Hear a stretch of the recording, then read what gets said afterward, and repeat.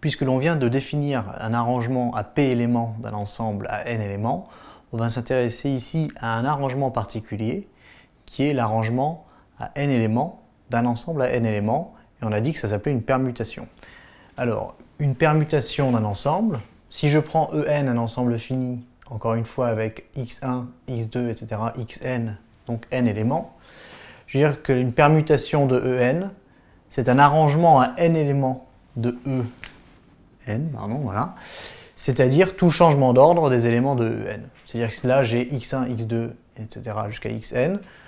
Admettons que je me réduise à un cas simple où E est 3 éléments, par exemple 1, 2, 3, et bien une permutation de 1, 2, 3, c'est 1, 3, 2.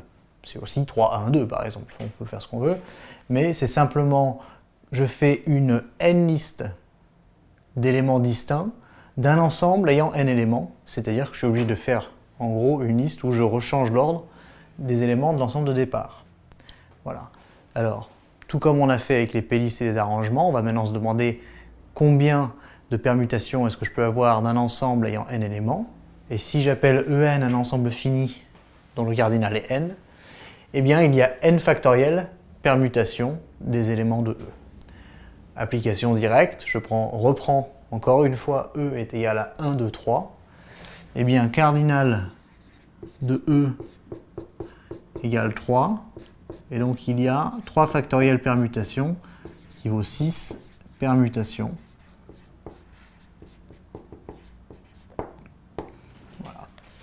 Alors, je vais regarder quelles sont ces permutations. Permutation, hop, avec un S. J'ai l'ensemble E de départ, 1, 2, 3. Je vais ensuite permuter les éléments. Alors je peux avoir 1, 3, 2.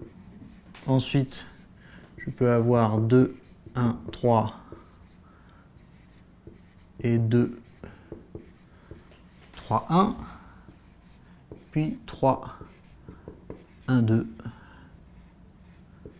et 3, 2, 1.